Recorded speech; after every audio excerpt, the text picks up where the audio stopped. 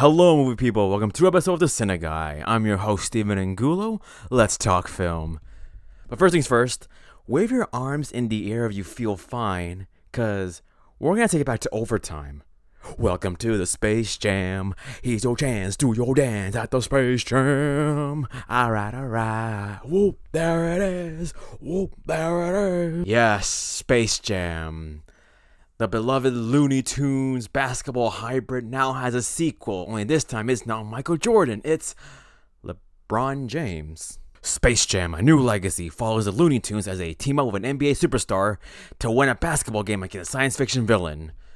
So in other words, the same movie all over again. Only this time, it is now in the Toon universe apparently hidden underneath. No, we're in the serververse of Warner Brothers, meaning we're surrounded by everything that they own, like Game of Thrones, Harry Potter, all the Boomerang cartoons. Wow, they should have just called this Warner Brothers product placement of the movie, or Ready Player LeBron. So here, LeBron James has to beat an AI known as the Algae Rhythm, played by Don Cheadle, who is simply having the time of his life in this role, in order to save his son, who resents him. Yep, it's not a kid's movie without a child protagonist and an adult who doesn't see his true potential. The big theme is that LeBron wants his son to play basketball like him, but his son wants to design video games, which, surprisingly for a 12-year-old kid, he actually made a video game. It looks amazing. So yeah, this movie is a much more modern take on the original film, and I'll say visually, it's stunning. Like, wow, we see like all these like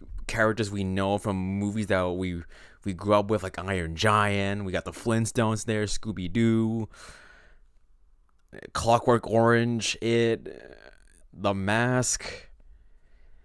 I don't know. Kids are probably just going to ask their parents, what are those things? So with a basketball game, it serves more as more of a video game rather than just like a regular cartoon sports event. Meaning there's like everything. There's like style points. There's like power-ups. I mean, yeah. It kind of feels like a middle schooler made this movie. Now, unlike Jordan, LeBron has a much bigger role to play, because Jordan was just there to help the Toons. And yeah, he knew the stakes. If he loses, he'll become an alien slave. But LeBron, it's more like the connection and the relationship between him and his son. Like, LeBron, okay, for some reason, this one, he hates video games because he thinks, like, it kills his focus, all because Jordan, when he was a kid, he lost a basketball game, all because of a Game Boy. Like, LeBron, that it wasn't the Game Boy's fault. Like, LeBron, just have fun, man. I mean, the reason you guys won the game was because of cartoon violence, not because of, like, basketball, like, actual basketball moves. I mean, look at the opposite team. The Goon Squad replaces the Monstars as, like, kind of, like, strange monster hybrids of, like, famous NBA stars, kind of like Anthony Davis and all that stuff.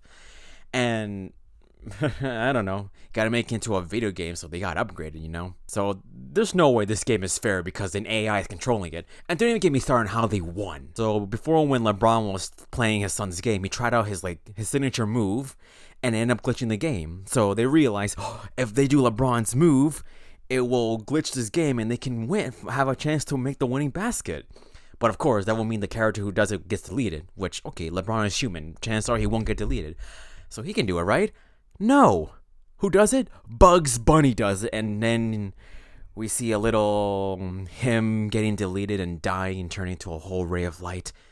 So long, Bugs Bunny. Thank you for your sacrifice. Just kidding, he's still alive. And somehow he found himself in the real world with no explanation at all, because I understand the first movie was like, okay, the Toon World is underneath the earth, but like, they were in a serververse, so how did the Toons get out? I don't know, but then again, this is a movie where an app sucks you into the serververse. It just doesn't make any sense. Overall, it is what it is. I mean, I enjoyed the first Space Jam, especially the soundtrack. It was just like so memorable and, you know, so hyped up. Here, they don't even sing the Space Jam theme. Like, wow, minus points for lack of Space Jam theme. And a bunch of songs that I'm not even familiar with. Like, I heard them one time, I already forgotten about them.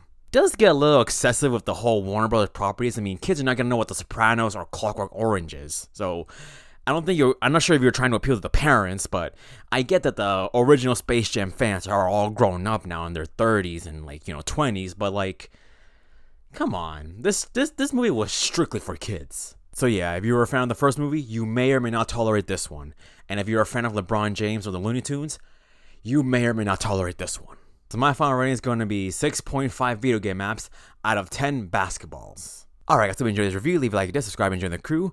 I'll see you next time for an awesome review. Also, be sure to follow on the Instagram and the Twitter at CineGuy Steven for more fun reviews. That is at CineGuy Steven. I'll see you there. This is Steven Angulo signing off. Y'all ready for this?